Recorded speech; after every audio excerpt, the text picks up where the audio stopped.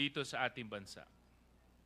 Tony Yang is based in Cagayan de Oro where he owns multiple businesses katulad ng Yangtze Hotel, dating Pogo Hub, at ang Philippine Sanja Steel Corporation na involved sa rice smuggling at human trafficking.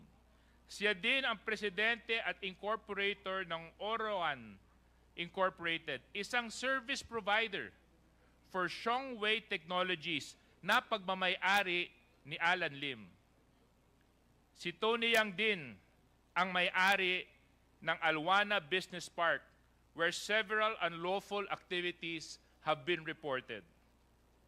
Nung nahuli si Tony Yang, may dala-dala po yang 1.4 million pesos in cash at mga iba't ibang lisensya for firearms. Gusto ko pong bigyang pugay ang PAOK TF. Congratulations po sa inyong paghuli kay Tony Yang.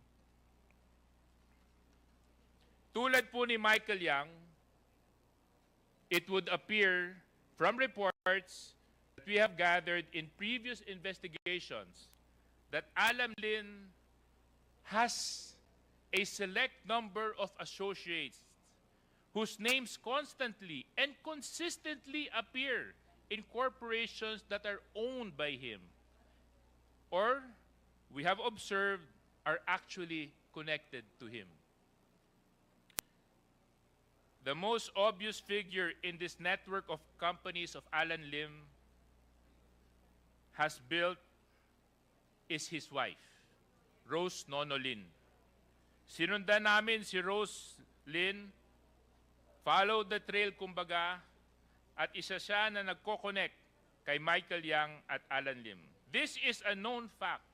At makikita po natin mamaya that Rose Nonolin is an incorporator of at least 8 companies where Michael Yang is involved in, such as Piley Estate Group, formerly known as Piley Holdings, Philippine Full Wind Group of Companies. Ang entry point niya sa Pogo ay ang Shongwei Technology. Kung mapapansin niyo po, kapag binaliktad po natin yung pangalan na Shongwei, this is the Chinese name of Wei Zhonglin, aka Alan Lim. Now, what is Shongwei Technology? Shongwei is a Pogo which was registered as a Philippine corporation in 2016. Isa po ito sa mapangunahing Pogo sa ating bansa. While Alan Lim does not appear as a director or shareholder of Shongwei in any of his corporate records, the Organized Crime and Corruption Reporting Project, OCCRP, reported that Alan Lim, using his identity as Lin Weizhong, served as chairman of this corporation. Shongwei service providers include Brick Hearts, Turquoise Diamond Technology Corporation, Shidaikeki Technology Corporation, and Oroan Incorporated. As previously reported, Shongwei and Brick Hearts shared the same email address. While this alone seems inconsequential, circumstances would show that Shongwei is part of the network of companies belonging to Yang and Lim, which is involved in illegal activities in our country. In fact, it has been reported that Shongwei was involved in 5 of the 7 kidnapping cases reported by Colonel Rodolfo Castil Jr., the Philippine National Police Anti-Kidnapping Group. Ngayon, balikan po natin ang ating paghihimay sa korporasyon ni Michael Yang at Alan Lim. Here we can see that Michael Yang has several persons which consistently appear as shareholders in his companies, such as DCLA Plaza and Yangtze Trading Company. These persons are Jason Uson and Yung Kianjing.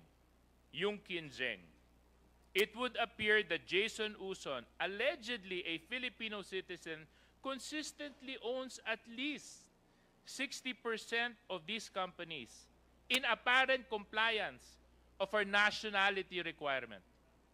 On the other hand, Alan Lim, Rose Nonolin, a Filipino citizen, identified to be his wife, consistently appears as a shareholder in his companies. In XRL Holdings, Rose Nonolin is 60% owner, again, in compliance with our nationality requirement. Several companies, Piley Holdings Corporation and Piley Estate Group Corporation, appear to be 50% owned by the Michael Yang Group and the Alan Lim Group, respectively. The same individuals, Jason Uson, Yung Kianjing, are shareholders of these corporations together with Michael Yang. Meanwhile, Rose Nonolin, Alan Lim are shareholders from the Alan Lim side. Silipin naman po natin itong Piley Estate Corporation. Ano ang Piley Estate Group? Ang Piley Estate ang nagtayo ng Clark Majestic World, a mixed-use real estate development. Very similar ang mga condominium units dito sa mga residential units na ginagamit ng mga POGO employees. The businesses of Michael Yang and Alan Lim seem to always be involved or associated with illegal activities. For example, there are reports that the people who were held captive were found inside the Clark Majestic World. Another company providing the link between the partnership of Michael Yang and Alan Lim is the Philippine Full Wind Group of Companies. Again, Alan Lim is not a direct shareholder of this company. His wife, Rose Nonolin, is. Consistent po yan sa obserbasyon natin na itong si Rose Nonolin is the representative, kumbaga, ng totoong may-ari na si Alan Lim. Similarly, Michael Yang has no direct shareholdings in the company. Jason Lim, Yung Kianjing are also shareholders of DCLA Plaza that own a substantial part in the full win. Mapapansin din po natin si Gerald Cruz. Kung atin po matatandaan, kasama ni Rose Nonolin, si Gerald Cruz, sila po ang mga directors ng Pharmaly Biological Company, the sister company of the infamous Pharmaly Pharmaceuticals. Again, these personalities appear as dummies for Michael Yang. Kapansin-pansin dito na parte sa korporasyon ang kapatid ni Michael Yang na si Hong Zhang Yang. Tignan naman po natin ang karakter nitong si Hong Zhang Yang. Sino naman si Hong Zhang Yang? Ayon sa mga report, kapatid po siya ni Michael Yang. He was also identified as the manager of DCLA store of Michael Yang in Davao City. Napaka-interesting po na pumasok ang pangalan ni Hong Zhang Yang sa Qualified Trafficking Investigation in Bamban, POGO controversy. Bakit? It was reported that Hong Zhang Yang's accounts were linked to the transactions amounting to 3.2 billion pesos, which were allegedly used to finance Hong Sheng. The same POGO, which was raided in Tarlac and linked to Alice GUO's Baofu Land Development Incorporated. Sa madaling sabi, ka-joint account po ni Hong Zhang Yang si Zheng Yu, na incorporator naman ng Hongsheng Gaming Technology. Flashback muna tayo at balikan po natin si Michael Yang na lumutang doon sa Pharmaly Senate hearing and investigation. It was established during the Senate hearings 3 years ago na itong si Michael Yang ang financier ng Pharmaly when it was involved in the procurement of face masks and PPEs. Medyo iba na ito kasi ang pinagkakakitaan niya ay hindi drugs, hindi pogo, kung hindi sa panahon ng pandemya na maraming Pilipino ang napaluhod at pinahirapan ng COVID-19, pinagkakitaan po ang kalagayan ng mamamayang Pilipino. Nakikita po natin sa slide na ito na parehas po ang modus na ginagamit ni Michael Yang at saka ni Alan Lim. Michael Yang Group using Gerald Cruz, Alan Lim Group using his wife, Rose Nonolin. Balikan na naman po natin ang Pogo. Usisain po natin ang Xiongwei. Xiongwei is the licensed Pogo of Alan Lim. Isa sa kanyang service providers ay itong Brick Hearts Technology. Brick Hearts, kung susundan natin ang pattern, appears to be owned by the tandem of Michael Yang and Alan Lim. And some individuals who were still investigating, but coincidentally, nung tininan po namin kung saan po sila nakatira, lahat po sila mukhang nakatira sa Davao. At sino naman ang Brick Hearts? Ayon sa publicly available sources, makikita natin na noong 2022, Brick Hearts was involved in a kidnapping incident. It was found that a woman was kidnapped in Pasay, brought to a Pogo dorm in Cavite, where she was sold off to a Chinese national. Binenta ang isang Pilipina sa isang Chinese national. Pagkatapos nito, siya po ay binugbog. Dinala sa isang Pogo dorm in Shuangma Industrial Park in Cavite. Shuangma is run by Brick Hearts Technology. A similar kidnapping incident of a Chinese national was also reported here.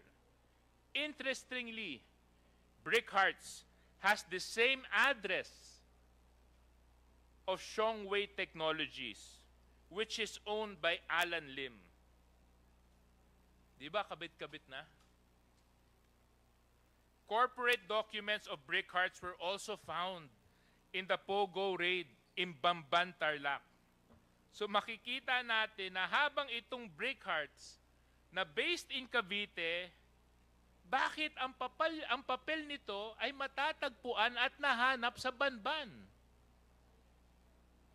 Naglakad kaya ito? O sumakay ng isang small boat papunta sa Banban? Let's dig deeper dito sa mga Pogo. Yan po ay ilan sa mga service providers of the Pogo of Alan Lim.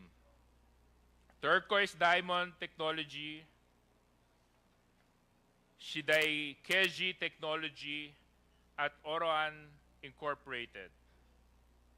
Bago pa lang natin ito malaman, ang Oroan, sabay na po lumutang ang kapatid ni Michael Yang na si Tony Yang. Makikita natin dito ang iba-iba pang mga personalities na closely associated or dummies of Alan Lim.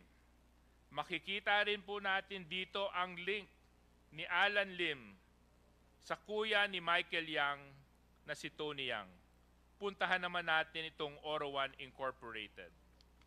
Ano ang Orowan Incorporated? Ayon sa AOI, or Articles of Incorporation ng Orowan, ito ay itinayo primary for the purpose of engaging in internet allied businesses and providing call center services sa business processing and outsourcing.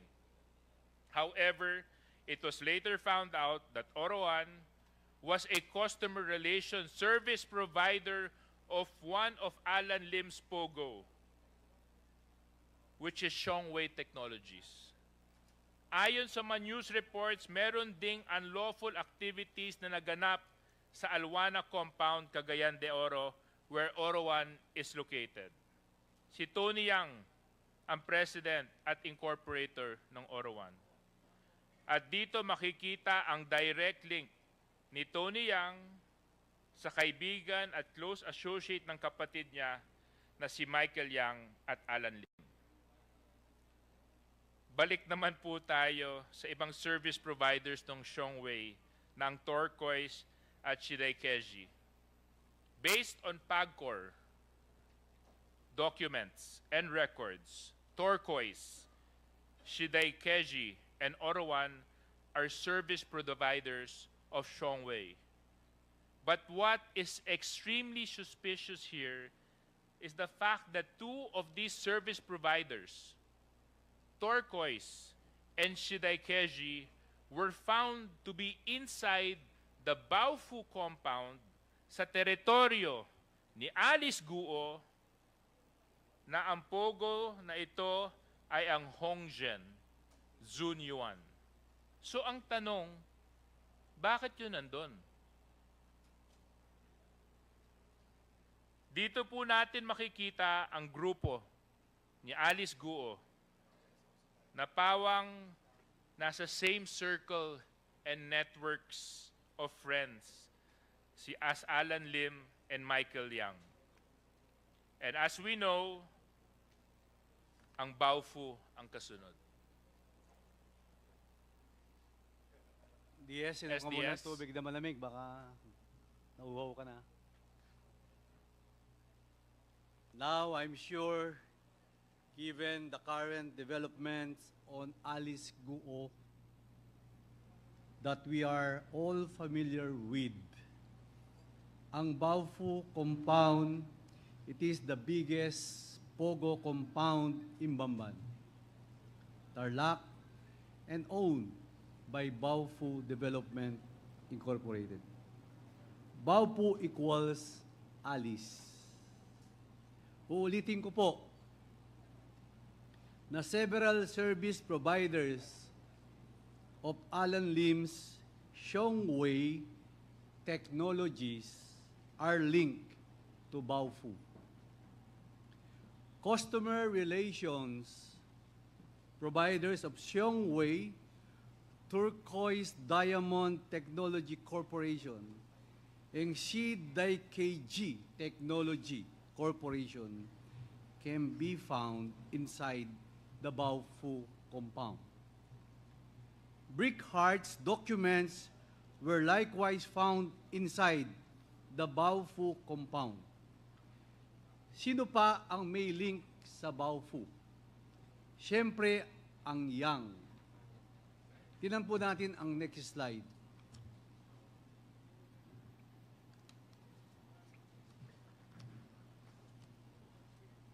Ang link ay na kay Ongjian Yang, ang kapatid ni Michael Yang. As stated kanina, ni Deputy Speaker J.J. Suarez, ka-joint account ni Ongjian Yang, si Zhen Kan Yu, ang incorporator ng Hongsheng. At sa usapin pa rin po ng POGO ay huwag din nating kakalimutan ang Porac, Pampanga, kung saan nakilala natin ang Lucky South 99. Ang Lucky South 99 naman ay pawang nauugnay sa Hongzhen Zunyuan dahil sa close association naman ng nakilala nating representative ng Lucky South na si Cassie Ong. Ang Lucky South 999 ay kilalang kilala na po natin. Sa raid na naganap dyan ay kahindik-hindik na krimen po ang nakadiskubre natin dyan. Nariyan ang mga kinidnap, tinorture, pinatay, mga na-recover na videos na may nalalaman po ng pag-aabuso sa mga kababayan o iba pang sex crimes o mga cyber scams. So bakit po natin sinasabing kahit papaano ay kasama ito sa web? Dahil po naman, yan ang makikita nating koneksyon dito sa Hongzhengzhun Yuan o ang Baofu. Tinan po natin ang links. Una po, it follows the same pattern o modus operandi. Nagsisimula po ito sa pagbili ng mga hektaryang lupain kung sa Bamban ay namili ay ang Baofu sa Porac, ang namili ay ang Whirlwind. Pagkatapos po niyan, ay magtatayo ng mga structures o buildings. Diyan, kung titingnan mo, ang halos pare-parehong lang ang prison-like facilities. At halos kasabay ng pagtatayo ng physical structure ay mag-a-apply po ito ng POGO license.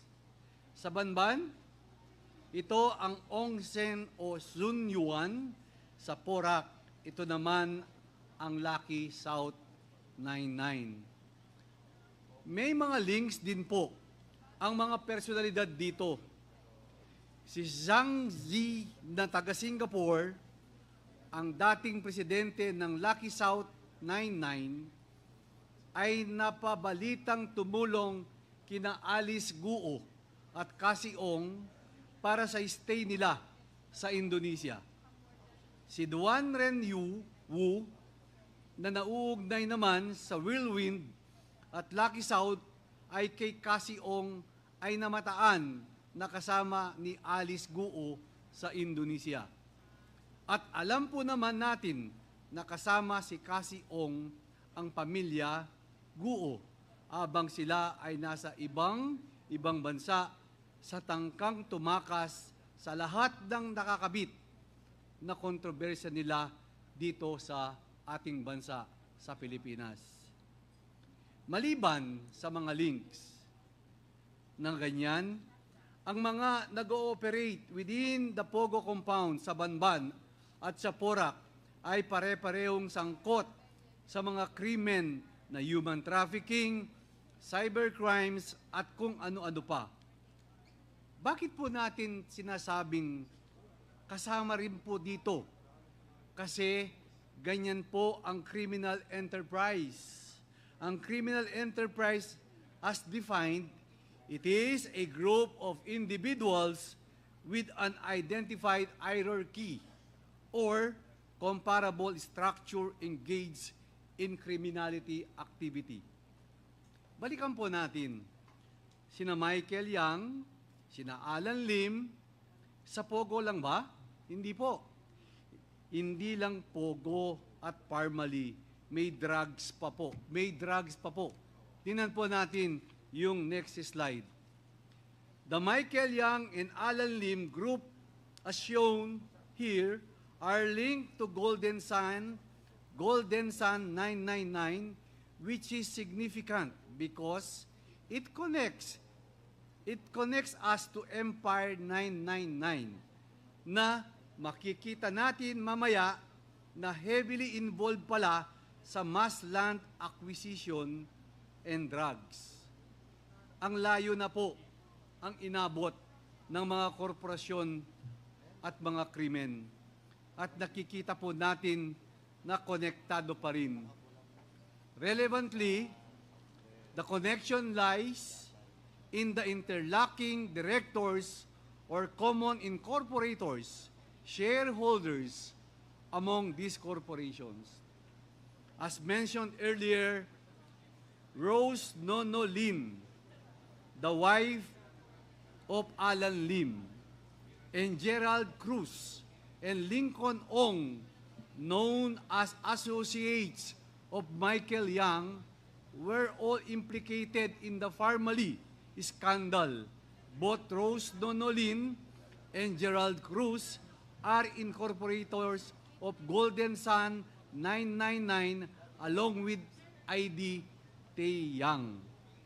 ID Taeyang is also an incorporator of Empire 999 Realty Corporation, where it was reported that almost 3.6 billion worth of shabu was found and confiscated. This warehouse is owned by Mr. Willie Ong, an incorporator of both Empire 999 and Sunflare Industrial Corporation.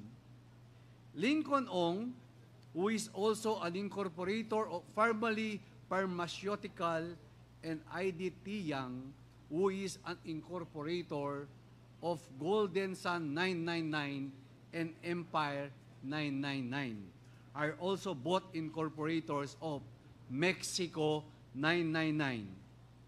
Sino po si Empire 999? Tingnan po natin. Empire 999 Realty Corporation is a registered corporation with the SEC since 2015, with some of its incorporators being Willie Ong, ID Taeyang, Jack Taeyang, and Alvin Ganituen. As shown, these people are the same people who provide the link between what appears to be an entity owned by Yang and Lim, which is Golden Sun 999 to Empire 999. Empire 999 has been reported to be involved in illegal drug activities in the country, which is owned warehouse being the recipient of the at least 560 kilos of shabu with an estimated cost of 3.6 billion pesos. This shabu were reportedly shipped from Bangkok, Thailand. Makikita po natin na naglipa na sa ating bansa ang mga ito. Ang Yang brothers na si Michael Yang, Ong Jiang Yang, at si Tony Yang andito na, pati ang close associate ni Michael Yang na si Alan Lim. Nandito din si Ma'am Alice GUO at malamang ang mga tao sa likod ng Lucky South 99 as presented by Cassie Ong. Dito makikita natin ay bawat isa-isa sa kanila ay may iba't ibang focus o areas of influence sa ating bansa. These Chinese nationals are setting up corporations all over the country, taking advantage to our laws by perpetrating and promoting illegal activities, so the great prejudice of our country and Filipino people. Nariyan po tayo ngayon. Such is the sorry state of our country. Kaya po tayo ngayon nandito. Mayroon po tayong pinormang Quadcom. Hindi lang konektado ang mga krimen, konektado rin pala ang mga tao na nagpapalakad ng mga ito. Hindi po ito titigil hanggang masisid at masimot natin ang lahat ng pwedeng malaman ukol sa sindikatong ito.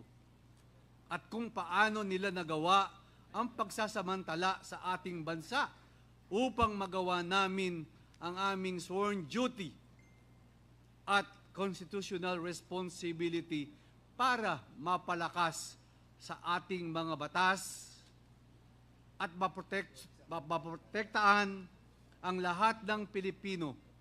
Marami po ang nababahala. Marami ang nagsasabi, puro investigasyon, Wala namang mangyayari dyan. Hindi po ito nagtatapos sa trabaho ng Quadcom. Ang investigasyon na ito na aming binibigyan ng panahon, pagod, ay simula lamang. We will come out with recommendation to address this. Cleansing, paglilinis, mahirap, pero gagawin po namin at kakayanan namin dahil ito po ay para sa sambayanang Pilipino. Sa ngayon ay uncover pa lang po natin ang criminal enterprise. Wala po tayo sa tanong na who enabled them to freely and with impunity operate. Mga dayuhan po ang identify natin. Hindi po ito makaka-operate kung walang mga Pilipinong tumutulong sa gawaing ito. Wala pa rin po tayo sa financial links. Kulang pa. To completely paralyze them is to cut the financial stream o ang agos ng pera. Saan na naman po nagkulang ang ating batas sa dalawang usaping ito? We will end their era. Tatapusin po natin ito. Samahan niyo po kaming miyembro ng Quadcom, itong miyembro ng 19th Congress. Ito po para sa ating bansa. Ito po para sa susunod na henerasyon. Ibalato po natin at ibigay po natin ang magandang bukas sa ating bansa. Hindi lang po ito ang laban ng Kongreso. Laban po natin ito bilang mga Pilipino. Sino ba naman ang hindi naghahangad ng mas maayos na mabuting Pilipinas? Oo, para po tayong napapaloob sa isang teleserye. May ending din po ito, but sa ngayon, abagan ang susunod na kabanata. The Quadcom is not done. Dakal pong salamat, may pabingid, at thank you very much kay kayong ampo. Thank you, Senior Deputy Speaker Gonzales. Before we proceed with the interpellation, may we ask if the resource persons has engaged a lawyer in this particular committee hearing? Those who have not entered their appearance before this committee, please, may we ask the council to please enter your appearance.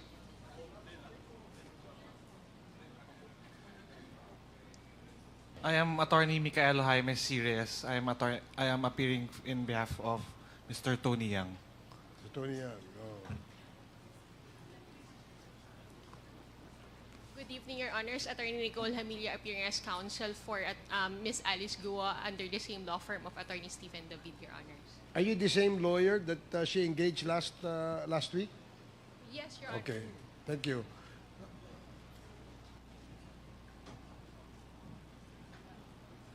Yes, please.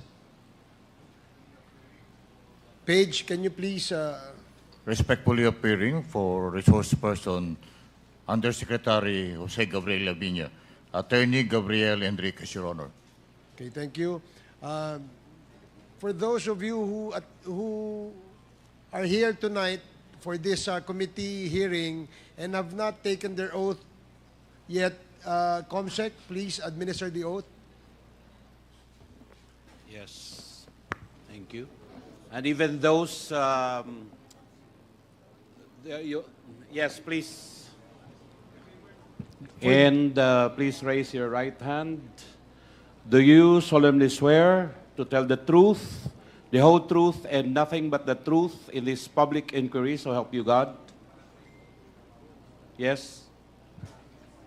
Yes. Okay, thank the you. oath has been administered, sir. Thank you very much. Does Mr. Yang have an interpreter? You're the interpreter? Okay. Mr. Yang, you need an interpreter? Yeah. So, siya yung interpreter mo?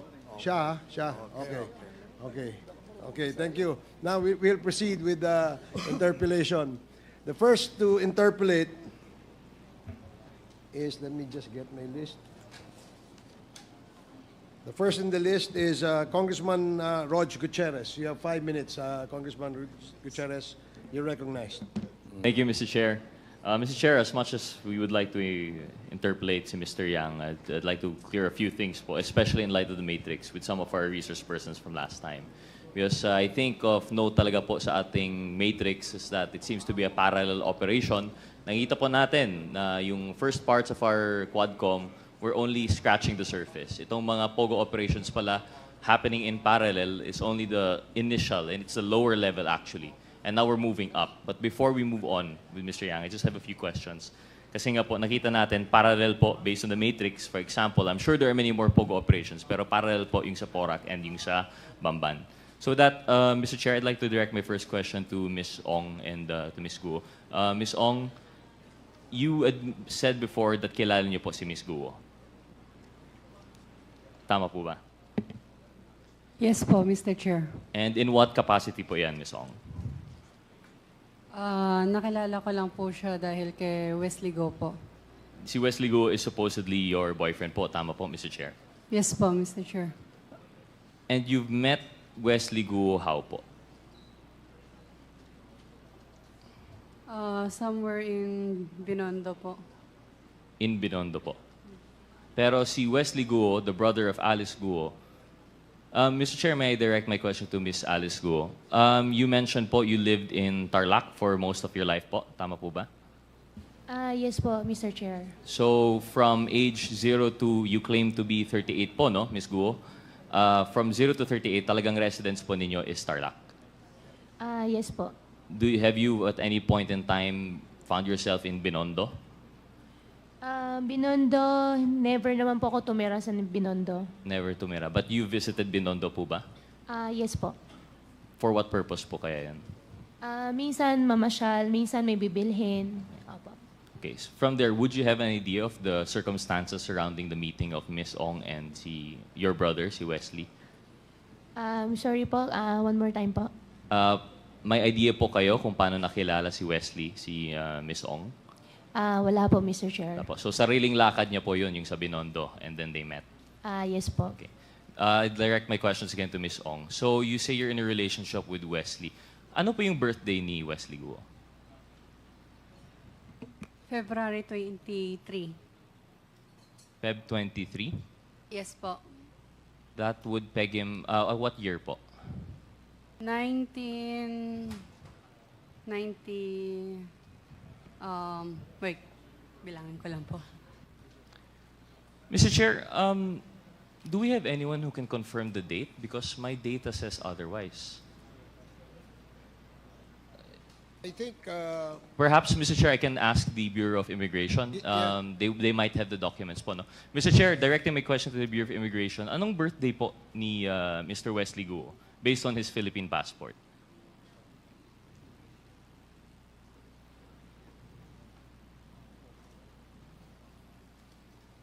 Mr. Chair, good evening. Unfortunately, we don't have it, but I undertake to give it before the end of the session, sir. Okay. Please can we confirm? Because as far as I understand, I've seen the picture of the passport and it said February 1. And it would be very curious po na Miss Ong wouldn't know the birthday of her boyfriend for 4 years na po. Tama po. But we'll confirm it later po naman, no? We don't have the data. Would you know po kung anong schools pinuntahan ni Wesley Guo? Boyfriend mo po of 4 years, hindi mo po alam kung anong schools pinuntahan niya? Hindi po, Mr. Chair. Isn't that curious? Di ka man lang na-curious kung saan po siya pumunta for schooling? Hindi po. So ano yung mga... What aspects of his life do you know about? Alam mo po ba kung ano yung hobbies niya? Maglaro po. Maglaro. Yung hobby ng gamdam. Ng gamgam. Parang robot. Robot. Yun lang po. And the nature of his work, are you familiar po? No po. Hindi rin.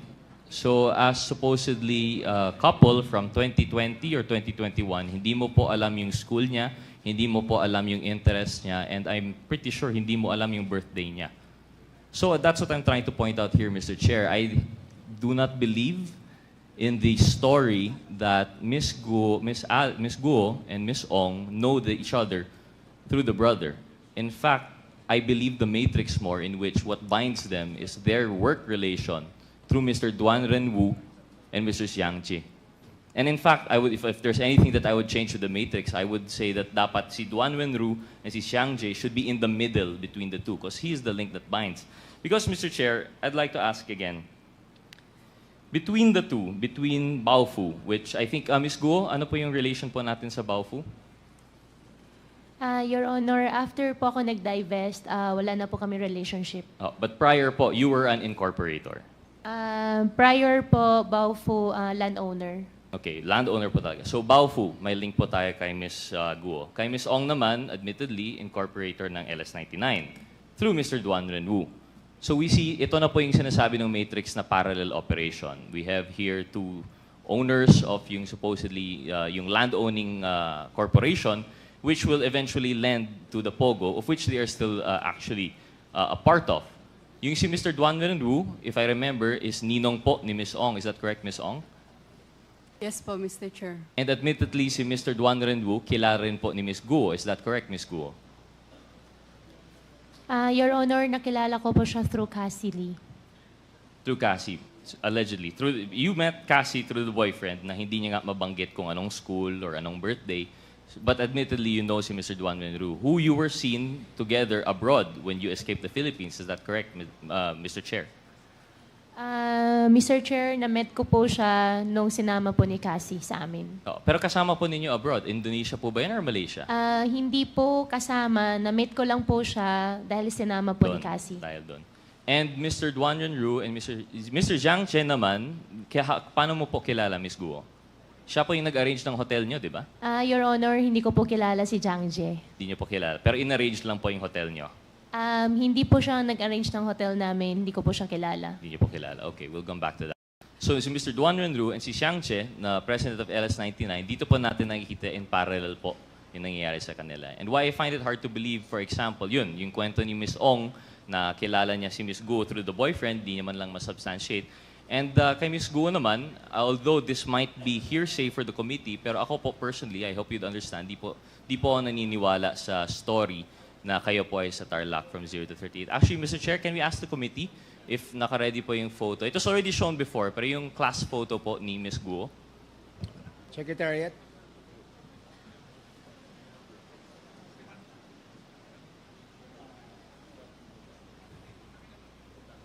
Ms. Guo, while waiting for that po, you say you were born in 1986. Tama po ba? Yes po, Your Honor. That puts you at, how old are you now po? 38. 38. And at the time, naalala niyo po yung picture po no, na na-present last time. But you claim na di niyo po yun... You invoked your right. Yung picture, class picture niyo po. I invoke my right. You invoked your right. Pwede mo naman sabihin na hindi ikaw yun, di ba? Your Honor, I hope you understand, sa sobrang dami na pong kaso na nasampahan po ngayon sa court, kaya anything po na isasagot ko po dito sa inyo might use against me po. Opo. Well, I think that's why I have a tendency not to believe you po. Kasi kung talagang hindi ikaw yan, I think you would have said that's not you. But instead, you invoked your right to self-incrimination. And why do I not believe that? I can identify two of the people behind you. Magka-batch po tayo, Ms. Guo. I know what year this was taken. And they have a description of you. Nung pumasok ka po sa Grace, napaka-thick po ng accent ninyo, Mandarin lang ang kaya niyong salita. But you were very friendly and you were very makulit. And that's why they had a hard time to forget you, even though hanggang grade 3 ka lang daw po doon. Now I know, like I said, that's hearsay as far as the committee is concerned kasi hindi naman nandito yung may personal knowledge doon. But when I was talking to that person with personal knowledge, na-convinced naman po ako and they've identified you. In fact, if you were 38 and this picture was 2001, you would have been 13, 14 po ba? Eh, kasing age mo naman yung mga 19, these people were born 91, 92. Ka-size mo naman po, I don't think you're that much older than them. And that's why I really don't buy that story that you were born in 1986. And I don't buy the story that this is not you. In fact, they called you Ping. Ping po yung nickname niyo dito. But anyway, that's just to prove the point po, no? But what does that say about the testimony here before us? Thank you, Comsec, for the picture. We have a Latin maxim po, no? Falsis in uno, falsus in omnibus. When you're false in one thing, it's false in everything. So this puts into light every statement that you have made. Of course, aside from the statements made regarding the right against self-incrimination. But if we're talking po about everything she said, that she was in Tarlac for 30 years, that all of her life, or the fact po that she was not the person in the Bamban resolution, this is going to be your testimony versus documentary evidence. Yung Bamban Resolution number 185 series of 2020, citing you as the applicant for Hongsheng Gaming, ano po yung sagot mo doon? You said you have no recollection at all kung paano na nasama yung pangalan po ninyo. Tama po ba yan, Mr. Chair? Mr. Chair, all related Hongsheng, Baofu, I invoke my right against self-incrimination po. Okay. And this proves it even more. Yung, if you can't relate to us how you're related to the resto, then I guess the document stands po na may kinalaman po kayo sa Hongsheng. Another thing po, you claim na walang Filipinos involved sa escape. How do we know that we can take that for granted? Kasi, yun nga, as far as we're concerned, false in one, false in all. And then, of course, the allegations that 3.2 billion was transferred to Hongsheng through the partners mentioned earlier. And it's parallel also because I remember, if I'm not mistaken, Chair Dan Fernandez mentioned there was also a similar transfer going on between Mr. Duan Renwu and Ms. Cassandra Ong. So we see nga po na talagang I think may basis yung matrix, talagang parallel yung operations, and I think that's as much as we can get from them. Baofu and Hongsheng versus Lucky South 99 and Whirlwind are two sides of the same coin. They're parallel operations held by a consistent cast of characters, and now that the Quadcom is digging deeper, we're now moving up the ladder. Unfortunately, I don't think we'll be able to get anything more from Ms. Ong and Ms. Guo, given that they have cases and they have repeatedly cited their right. They've repeatedly invoked the right against self-incrimination. So I think we have no choice but to move on with the matrix. So with that, Mr. Chair, I'd be asking my questions to Mr. Yang. Yeah, but before that, Your Honor, let me ask the lawyer of Ms. Alice Go. Your participation here is to advise your client only of her legal rights. And please, advise her also what questions she needs to answer. If the question being asked, being propounded by a member is not related to the case that she is facing, then you have to compel her to answer. And that goes the same with other counsels present. Okay, para lang ho maliwanag, that's our ground rules. Alam naman po ninyo, kayong mga lawyers, alam nyo naman po kung ano yung makakaapekto sa kaso nila. Kaya wag nyo silang pabayaang magtago sa likod ng right against self-incrimination. And we just want to make that clear. Please continue, Congressman Gutierrez. Thank you, Mr. Chair. Mr. Chair, before I move on, I'd like to go back, but I still have two more photos with the ComSec on the issues of Ms. Ong and Ms. Guo. Committee Secretariat, may we ask for the pictures of Lucky South 99 and yung Hongsheng to be displayed? May I ask, Mr. Chair, the PAOCC, si Dr. Casio, Mr. Chair, generally ang POGO, kailangan po ba compound talaga? If I understand correctly, meron po tayong mga POGO operations within Metro Manila, is that correct? Yes, sir. Mr. Chair, Honorable Gutierrez, in the past, PAGCOR allowed what was dubbed as hubs. By hubs, meaning to say different locators, different POGO operators can exist within one hub. But if I do recall, the only hubs that were ever licensed by PAGCOR were the one in Clark, Sun Valley, which was raided by the ACG and PAOK on May of last year. The second one was, if I am not mistaken, the one in Bamban, no? Baofu. And the last one is the last remaining hub that's winding down, yung sa, ano po, yung dito po sa Island Cove, Cavite. So generally, Mr. Chair, ang POGO, it doesn't necessarily have to be a hub. They can operate parang BPO lang po siya. Sometimes they rent a floor lang po. Tama po ba Yes, yun? sir. They can rent as small a space as 300 square meters. Thank you, Mr. Chair, for clarifying. So para lang alam ng ating mga kababayan, kasi nabanggit po ng PAGCOR, meron pong 240 plus na nabanggit ng mga POGO. Baka iisip po nila lahat yun POGO hub. But it seems to be only the big operators are the POGO hubs. It's, for example, yung sa Baufo and sa Lucky South 99. Kaya nga po parang parallel because amongst all the POGOs, sila lang po yung ganito. Sila lang po yung may hub. And it seems to indicate na they have the same modus operandi and they have the same intention to include mga love scam, mga cryptocurrency scamming, and other related crimes. Kasi hindi naman po yan manggagawa sa 300 square meter na office building po, no? So I think this is just another point of parallelism between the two. And then one more thing, Mr. Chair, Committee Secretary, yung next picture po, please, yung mansion.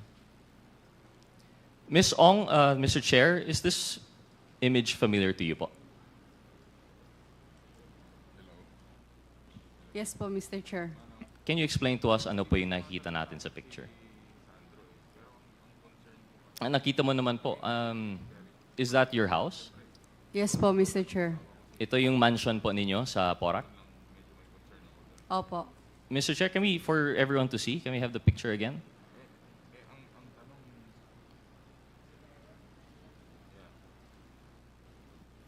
Ms. Ong, gano'ng kalaki po yung inyong property dito?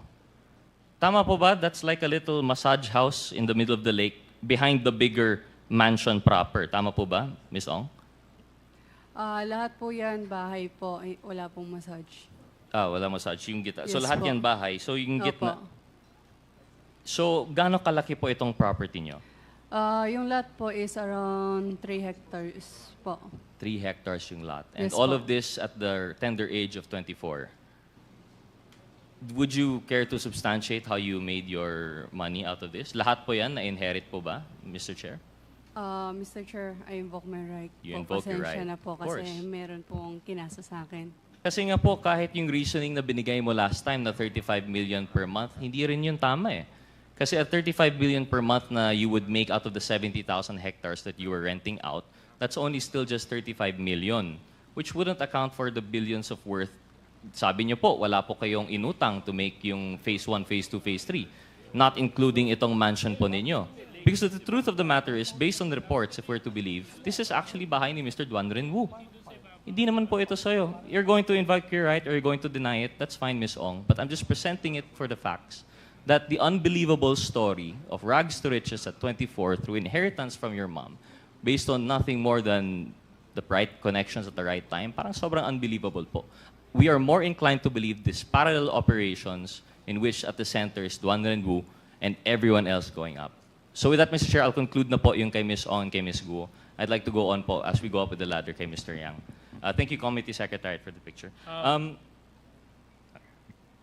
To DS. Mr. Chair, I just have a question, just out of curiosity, if I may. With the indulgence of Congressman with indulgence of Congressman Gutierrez.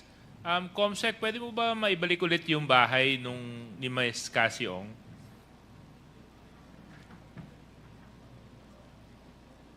Ms. Cassie, pwede niyo po bang sabihin niyo kung tama po yung pagkaunawa ko dito sa litrato?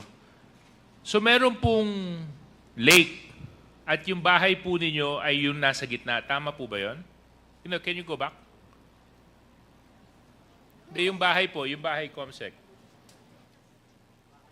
Yung bahay, Comsec. Prior picture, please. Yan. Yeah. Excuse me. Yes? Yes po. Yes po, Mr. Chair. So yung bahay po, ano po yung nasa gitna ng lake? Bahay po. Tapos ito pong nandito sa may bandang baba. Bahay din po, Mr. Chair.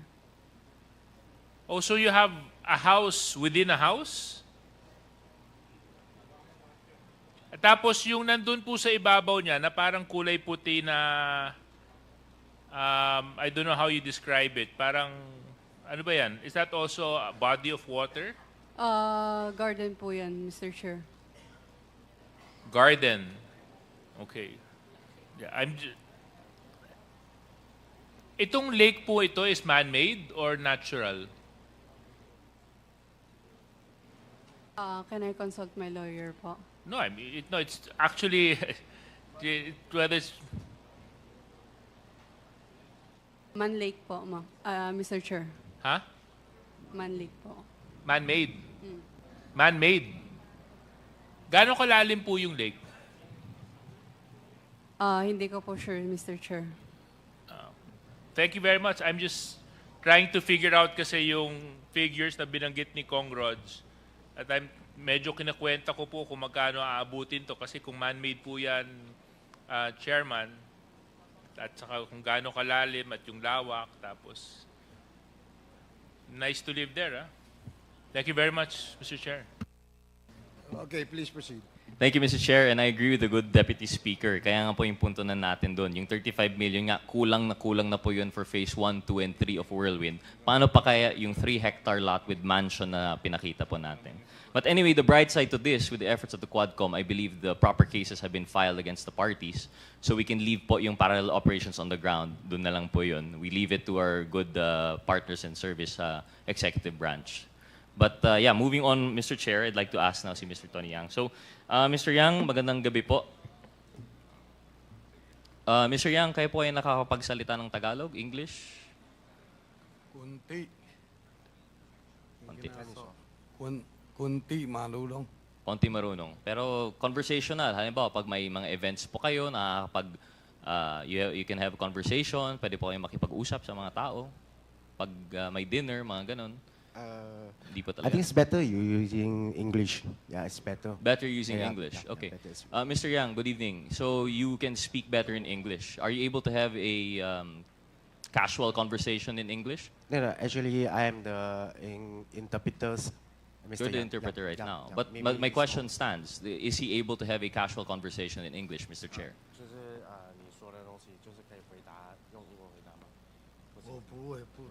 No casual conversation. Mr. Chair, can we, through the Secretariat, can we have my next 3 photos, please? Mr. Chair. Point of inquiry lang, Mr. Chair. Would it be possible to ask the translator to speak into the mic when he tries to translate to Mr. Yang so that we can also hear? Okay, thank you. Okay, sure. Thank you. Thank you, Mr. Chair. Please proceed. Thank you, Mr. Chair. The first photo, please. Yung una. Is that the first? Okay. Mr. Yang, through the Honorable Chairman, is that you in the picture? 就是他问你在图片里面那个是不是你？是不是啊？对。Yeah, it's he. It is. Do you recall Do you recall what event was transpiring here? 就是他问你在这里是举行了什么活动，还是就是干嘛的？当时那个三家钢铁厂给 BBD 里面签那个租那个地，租地的。Okay. I think it's during some rentals for the place. Yep. I'm sorry again, Mr. Chair. 开发区吧，经济开发区 ，BBD。 Is for rentals for the DPTs, the ones using DPTs. 就是开发区吧，开发区，经济开发区。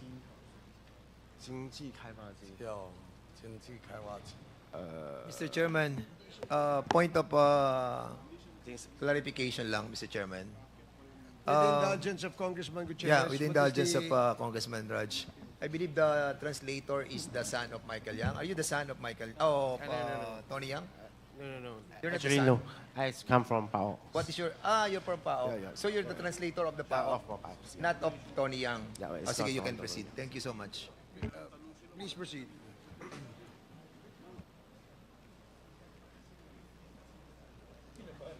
Thank you, Mr. Chair. Thank you, Chair Dan. Can we proceed? So can we have a clarification? What was the event? Okay. Which one? This one? Yeah, that event. Okay. Actually, I think how do we process? Like,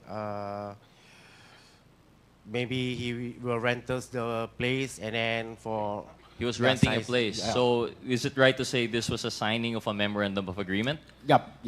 How can we ask him? Is this the signing of a memorandum of agreement with FIVIDEC? That's right. 租地。He's rented the, I think, the hectares, the place of hectares. Please. Mr. Chair, can we ask Mr. Yang to point kung sino po dyan yung translator niya? Can Mr. Yang point to us who in that picture is his translator? In that particular event.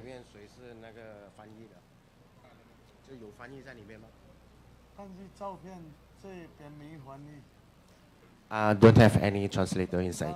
No translator, Mr. Chair. So how would you converse with these people who you're having a deal with?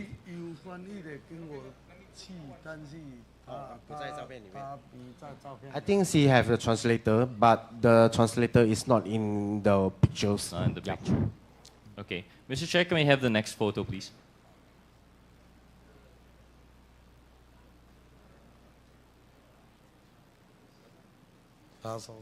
Mr. Chair, we have here a picture of a private meeting of Mr. Yang and the ex-PNP chief. Can you point to us, Mr. Yang, of sino po dito, who here is your translator? Okay. 他就是问你，在这里面哪一个是你的翻译？这里面也没有我的翻译。Yeah, it's not inside the pictures. Don't have any. But you have a translator in that don't meeting? Have, yeah. No, but does he have a translator during the meeting? He have a translator, but the translator is not in the pictures. Not in the picture. Yeah. Okay. Next picture, please. I believe this is an event in CDO. Mr. Yang, do you recall this event? 就是这个的话，你是参加什么活动还是什么的？还是？这张应该是那个，我也忘记了，应该是在甲街参加一个那个活动，我们那个会，我们商会里面我一起去。Okay.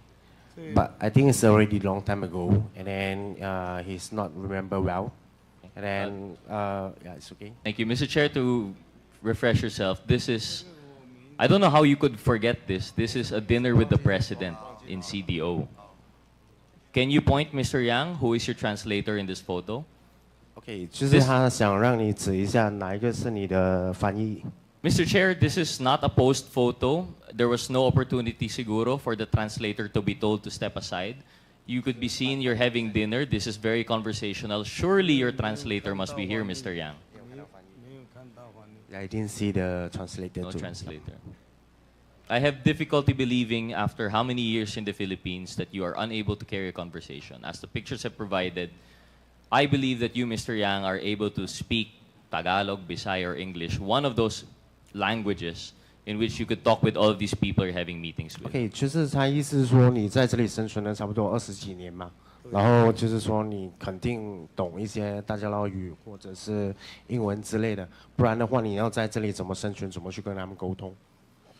就是那个一般的，就是口头语这个听会听，有些说就是说不准。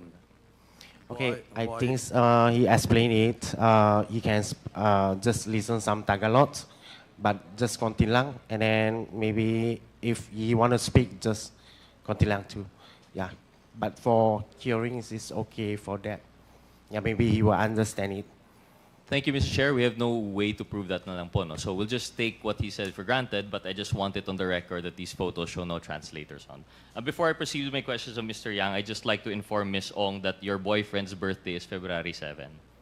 You might want to remember your boyfriend of 4 years, yung birthday niya, Feb 7. Malapit po sa Valentine's. So, Mr. Chair, proceeding back again with Mr. Yang. So, inaamin nyo, you admit that you are a Chinese citizen hailing from the Fujian province. 哦，他问你是中国籍的，是福建，你的家乡在福建是吧？是。Yes. And you, Mr. Yang, you are brothers with Yang Hongming, also known as Michael Yang.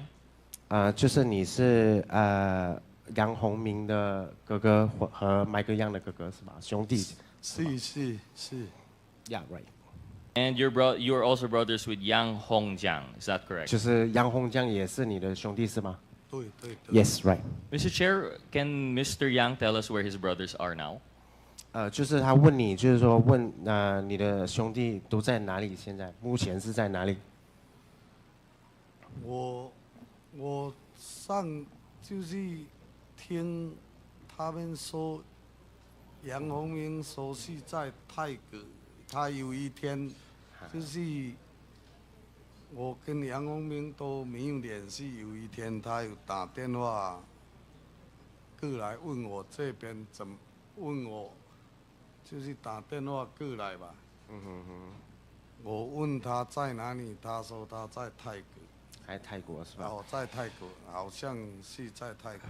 Okay, maybe in Thailand, and then when some days the brother is calling him and then ask for, yeah, maybe for how is good or anything, and then he say it's in Thailand the times. So, Mr. Chair, you're still in close contact with your brothers. This is both Michael Yang and Hong Jiang. 你还有跟他们保持很亲密的联系吗？没有，我一直来菲律宾，我就跟杨洪明跟杨洪明都没什么联系。Okay, actually when he in Philippines here, after in Philippines, and then I think the relations is not good, and then it's less for contacts. Yeah. Thank you, Mr. Chair. Well, in that case, Mr. Chair, one more question on Michael Yang. You must be aware of the allegations that Michael Yang is related to Pharmally Pharmaceutical Company. In fact, he was the financer. Are you aware of that, Mr. Yang, through the Honorable Chairman? 就是他问你知道，就是你们现在sorry, come again the questions.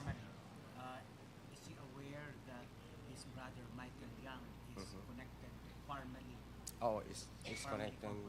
Okay. 就是他问你现在麦克样还有继续跟你们家人保持联系，还是怎么样的吗？这个我就不知道了，因为我很少跟他我们我来菲律宾嘛，我跟他关系都不太好，都没什么联系。I think it's less for context and then don't have any idea for that. No idea about Pharmally, the big scandal a few years back. Yeah, maybe not good for relationship. That's why don't have any idea for that. I'm sorry, Mr. Chair, can we ask Mr. Yang, the relationship soured after he left the Philippines. What year would that be? 就是他问你什么时候 in Philippines? What year them? When did their relationship get bad? Oh, okay, in which year? 就是他问你就是在什么时候开始对就是跟你的兄弟的关系没那么好，就什么时候开始的？应该在2003、03或04年。后就开始。 I think it's around in the 2003 or 2004 the times. Mr. Chair, sorry, to clarify, my question was, when did his brother leave the Philippines? And when was that the relationship soured? Because if I understand the testimony earlier, ang sabi niya po, what he said was that his relationship soured when the brother left the Philippines. Okay, no, okay. Sorry, so maybe you can ask Mr. Yang, when did Michael Yang leave the Philippines? Oh, when the Michael Yang is in Philippines. 就是他问你 Michael Yang 是什么时候过来菲律宾的？他比我早过来，但是我也不知道他什么时候过来。比我早有4、5年还是。Okay, I think it's before then the brothers is in Philippines, but it's not remember well when Michael Yang is arriving in Philippines here. Sorry, the question wasn't arrive, but maybe it's very difficult, no? Just. Yeah, I think it's okay. Mr. Chair, if I may, I was informed that the official translator of the House has arrived, Miss Caroline. So she's a Filipino-Chinese. I guess the conversation, the interpretation would be much better. So, She's the new interpreter.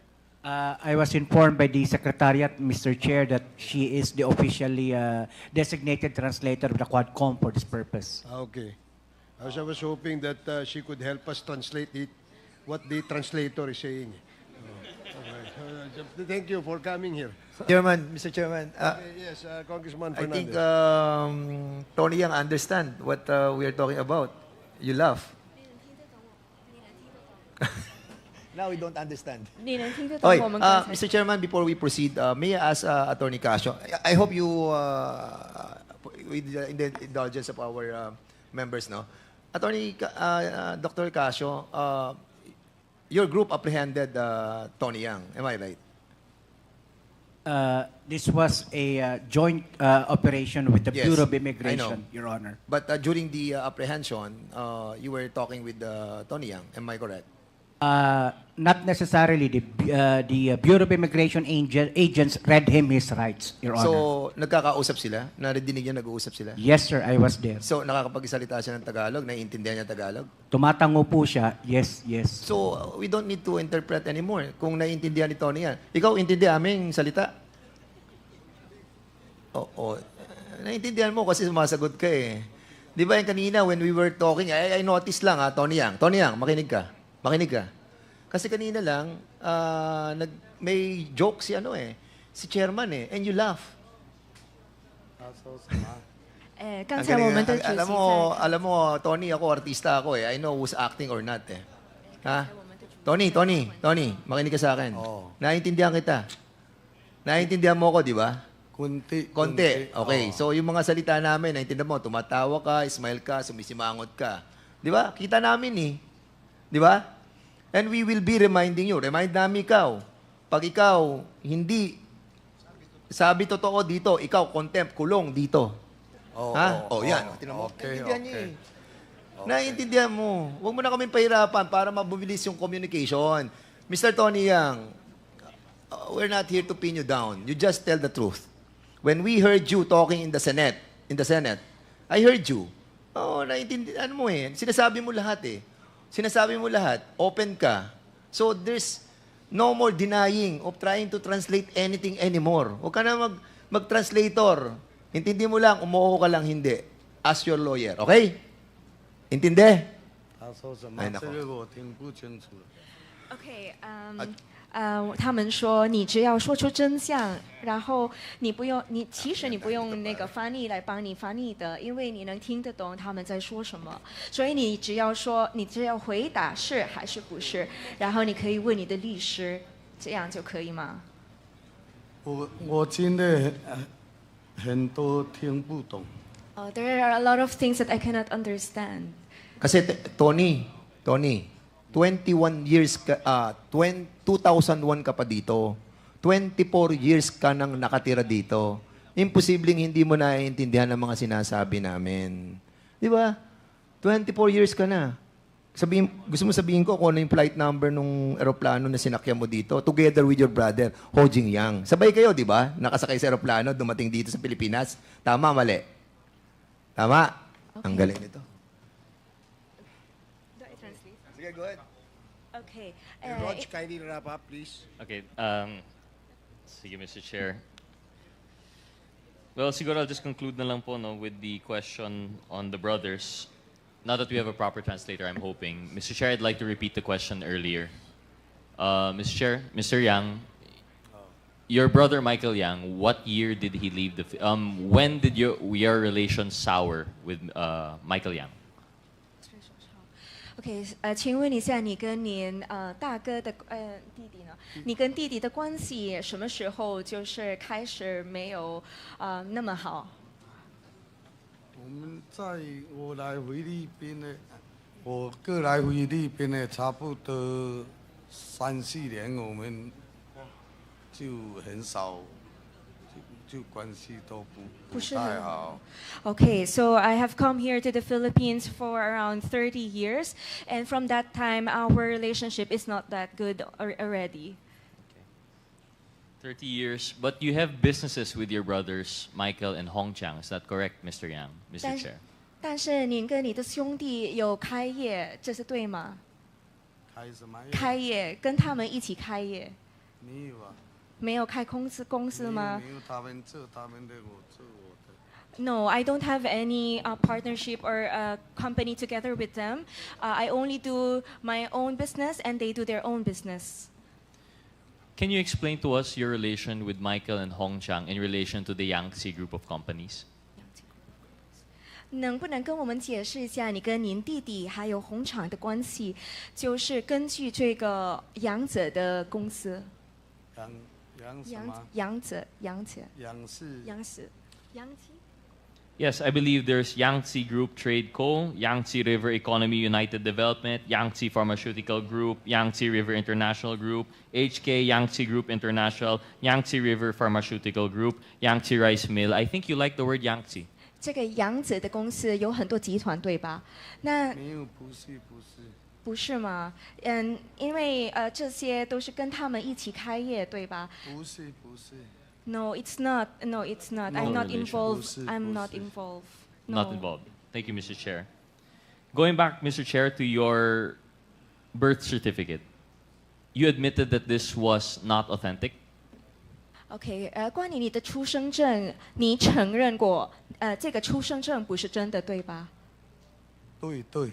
Yes, I admitted that it's not authentic. Mr. Chair, can you care to explain what are the circumstances surrounding your birth? How did you acquire a PSA certificate po?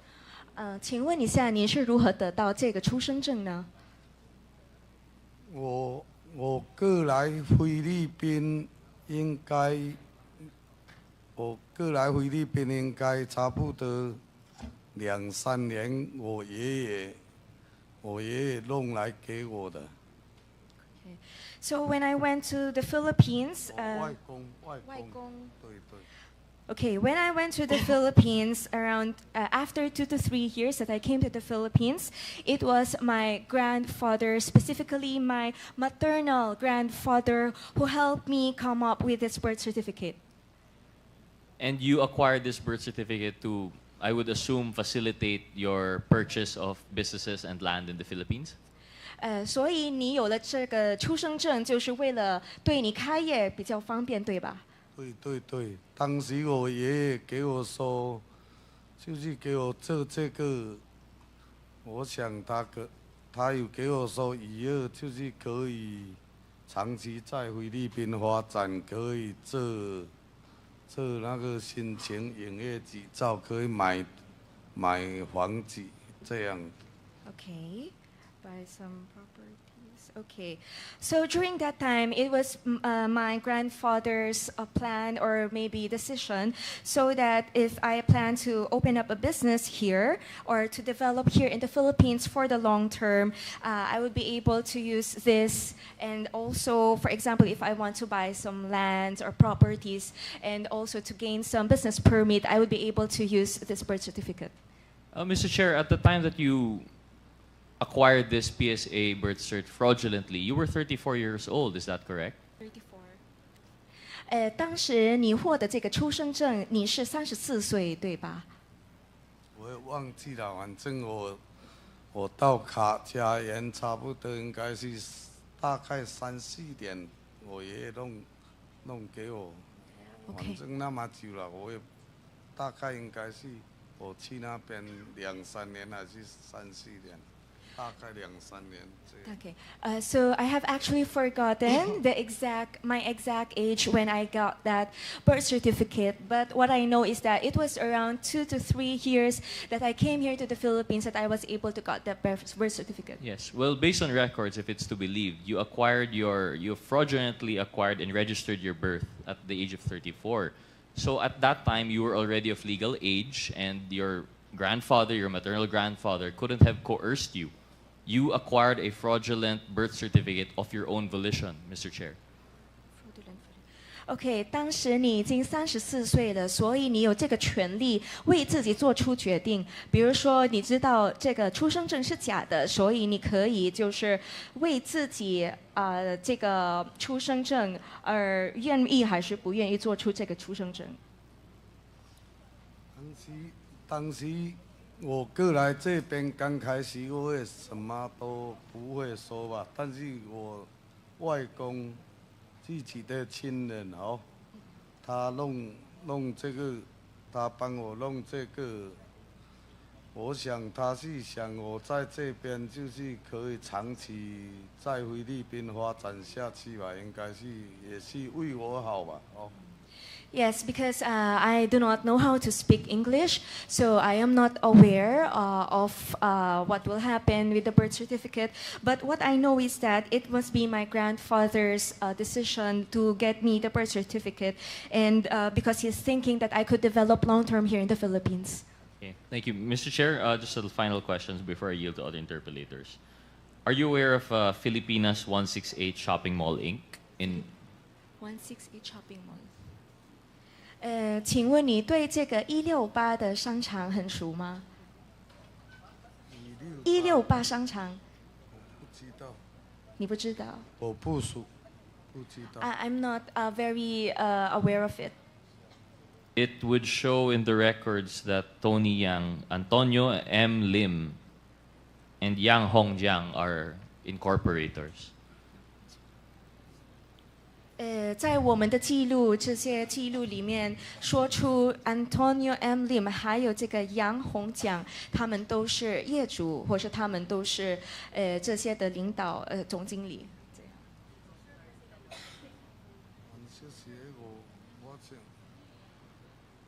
168，我也不大清楚会不会熟悉的，包他们有，不是在事务吧？事务会不会他有一个商场，好像叫168还是什么，我不大记得。反正他们有弄商场。So I'm not aware of this 168. Maybe it is a mall in Cebu. There's a number like 168. So I'm not really very clear about it. Actually, it was incorporated in Davao. But anyway, I'll ask one more corporation. Is Mr. Yang aware of Yisan Fa Development Corp., in which Antonio Lim, Yang Hongming, and Yang Hongjiang are all incorporators? 再问你一个关于这个E3发这个集团，这里有说，他们的业主都是杨洪明先生还有杨洪江先生。杨洪明、杨洪江。对。那我不知道，我真的不知道，我真的不知道他们这些公司怎么样。I really don't know this company. No, I don't know. Thank you. Mr. Chair, I had a few more questions, but in the interest of time, I'll just mention it for the record and that maybe we can verify at a later time. In addition to these two companies mentioned, and of course the Yangtze Group, I believe we have the papers for that, but we'll just produce it in a later time. I'd also like to mention that his name appears for DCLA Plaza, KSM Shopping Co. and Corp. So it's very difficult to be questioning this witness, Mr. Chair, given that it's either he is choosing outright to lie or he is feigning it behind this language barrier. But that's just a manifestation. With that, Mr. Chair, I will yield to other interpellators. Thank you very much, Mr. Yang. Thank you, Mr. Chair. Gutierrez. Can you relay to him what Congressman Gutierrez said? OK， 他刚才说的就是，其实您名下的集团还有很多，例如有这个 TCLA， 还有 KSM， 还有这个138发。但是，如果你不说你不是这里的业主，那我们没办法，就是来证明。那不知道您是不是说出真相，还是只是在假装不知道这些公司？我是真的不知道，真的不知道。I really don't know them. I really don't know. Okay, thank you. So the next to interpolate is Congressman Lordan Suwan, the representative from Cagayan de Oro City. You're recognized. You have 5 minutes. Thank you, Mr. Chair. May we ask the COMSEC to show the certification of the probity checker?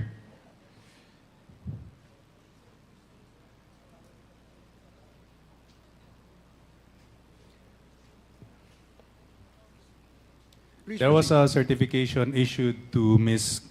Cassandra Ong stating that Lucky South 99, a company accused of human trafficking and other criminal activities, underwent probity checking. And this was from PAGCOR OGLD received on January 1, 2024. Can we show it on the screen?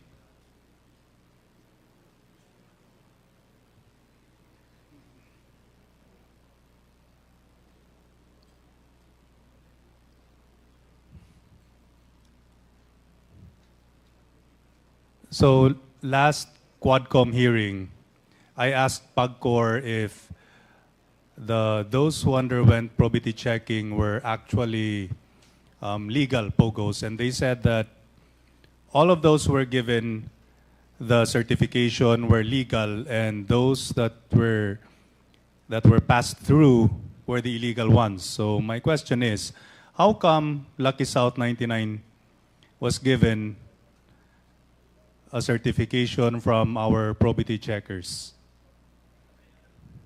May I ask PAGCOR, please? Good afternoon, sir.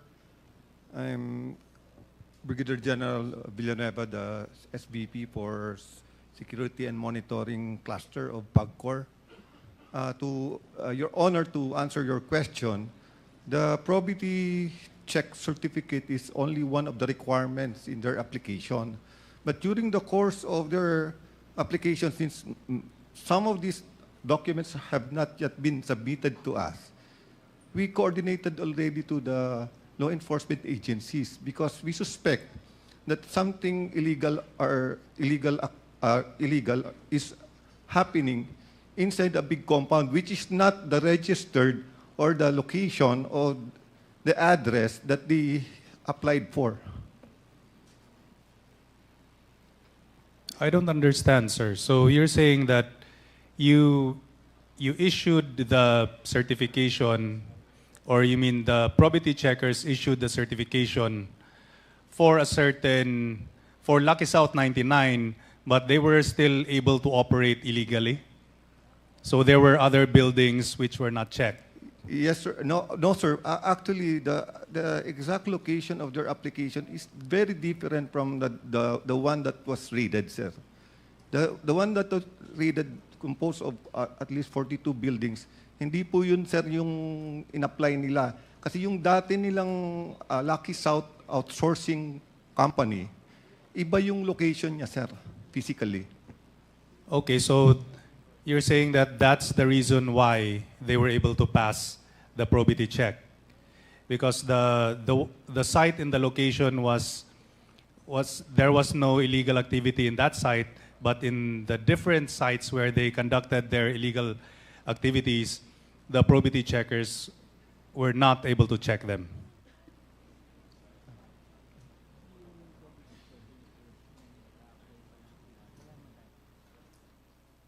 Yes, sir. The probity check was when they were applying for a license, a renewal of license. This is one of the requirements, sir. But during the course of the inspection of our monitoring teams, that building, the specific building na in-applyan nila, sir, walang activity. So nagsuspect kami parang ginawa lang siyang front.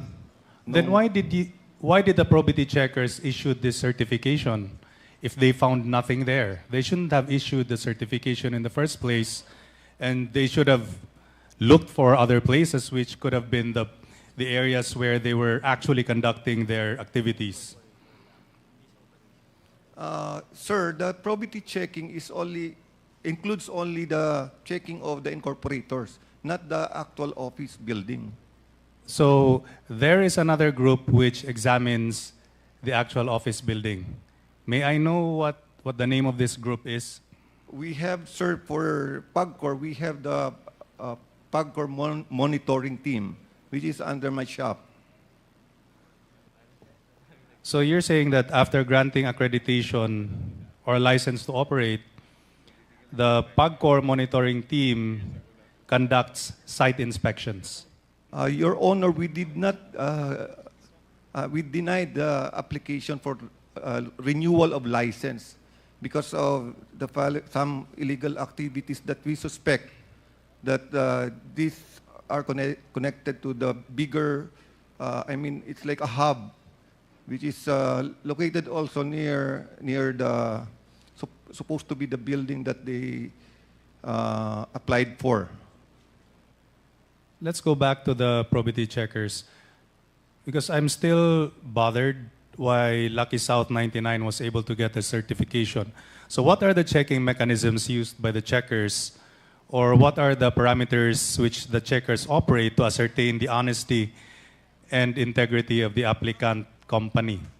And were they able to find out that the incorporators of Lucky South 99 might have been involved in illegal activities either here in the Philippines or outside the country? Mr. Chair, may I ask Attorney Lobo of the Offshore Gaming Licensing Division to answer the question?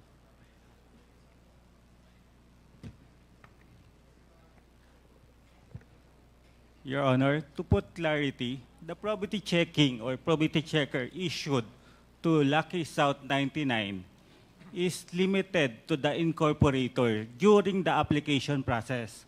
So meaning po, Your Honor, wala pa po siyang operation. We're talking about the certification minention. Doon sa renewal, wala pa siyang probity checking. So you're saying that when the probity checker issued the certification, the company wasn't formed yet. It was still applying. No, sir. The company is not yet in operation at that time. Technically, nag-a-apply pa lang sila ng license sa atin. Thus, wala pa silang operation. Ang probity check is limited doon sa mga documents na submitted sa kanila, such as yung identification, financial capacity, and other criminal records, if any.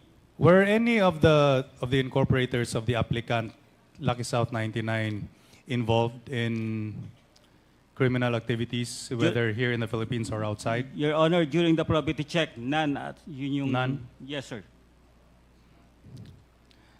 So how did Lucky South 99 go through the PAGCOR monitoring team if the PAGCOR monitoring team were conducting site inspections?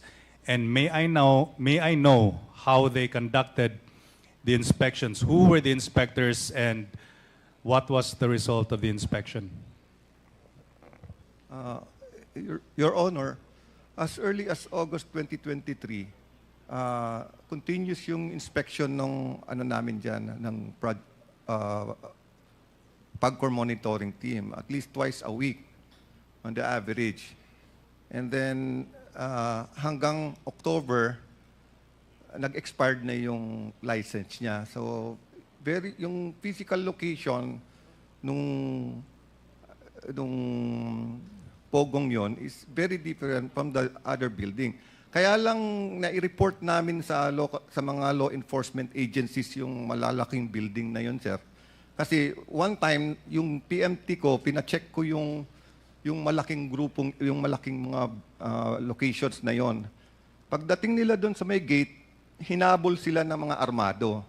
That's why nag-coordinate na ako sa law enforcement agency, and I recommended to the board to not to renew the license of Lucky South.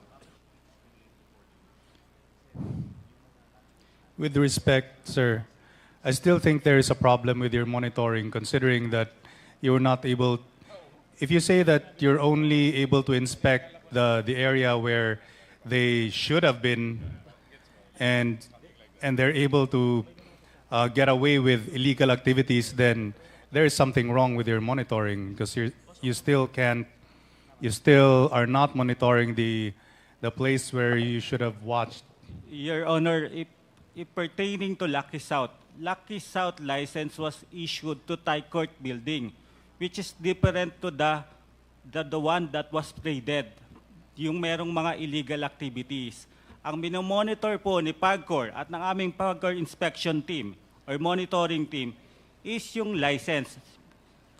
Stress lang po namin na ang aming license is site-specific, meaning doon lang siya pwede